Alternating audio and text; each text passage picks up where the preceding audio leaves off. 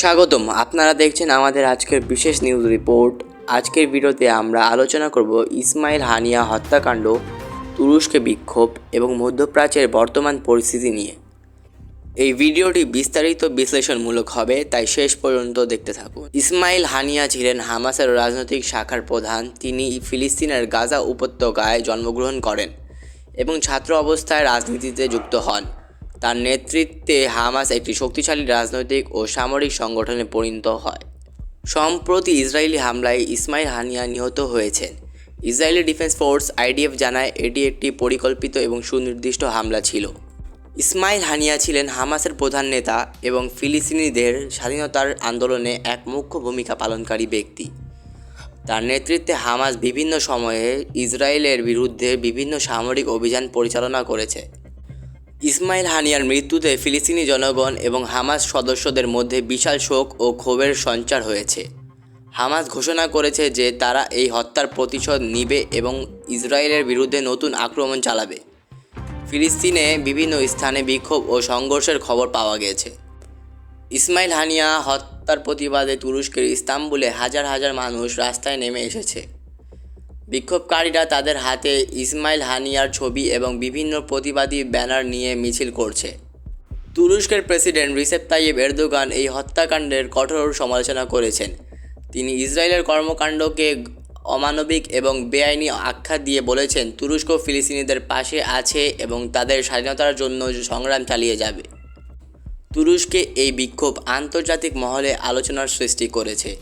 এরদোয়ানের বক্তব্য এবং তুরস্কের জনগণের প্রতিক্রিয়া ইসরায়েল তুরস্ক সম্পর্ককে নতুন করে ভাবতে বাধ্য করছে। ইসমাইল হানিয়ার হত্যাকাণ্ডের পর ইরান সরাসরি ইসরায়েলের বিরুদ্ধে কঠোর প্রতিশোধের হুমকি দিয়েছে। ইরানের সর্বোচ্চ নেতা আয়াতুল্লাহ আলী খামেনি এই হত্যাকাণ্ডের প্রতিশোধ হিসেবে ইসরায়েলে হামলার নির্দেশ দিয়েছেন। ইরান এবং ইসরায়েলের মধ্যে ক্রমবর্ধমান উত্তেজনা মধ্যপ্রাচ্যের স্থিতিশীলতা বিপর্যস্ত করতে পারে। ইরান তাদের সামরিক বাহিনী এবং মিত্রদের প্রস্তুত করছে ইসরায়েলের আক্রমণ প্রতিহত করতে।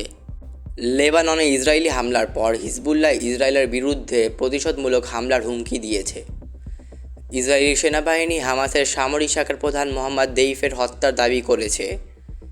এই ঘটনার পর থেকে লেবাননের সীমান্ত এলাকায় সংঘর্ষ বৃদ্ধি পেয়েছে।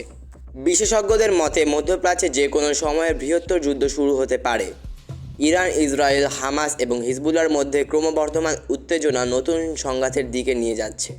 জাতিসংঘ এবং অন্যান্য আন্তর্জাতিক সংস্থা মধ্যপ্রাচ্যের বর্তমান পরিস্থিতি নিয়ে গভীর উদ্বেগ প্রকাশ করেছে। জাতিসংঘের নিরাপত্তা পরিষদ এই বিষয়ে জরুরি বৈঠক এবং দ্রুত সমাধানের জন্য সকল পক্ষকে সংযত থাকার আহ্বান জানিয়েছে।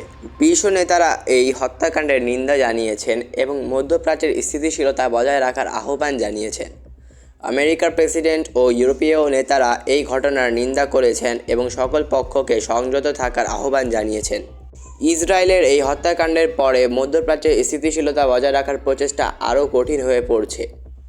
ইসরায়েলের সামরিক কার্যক্রম এবং ইরানের প্রতিক্রিয়া নিয়ে বিশ্ব রাজনীতি একটি নতুন পর্যায়ে প্রবেশ করছে।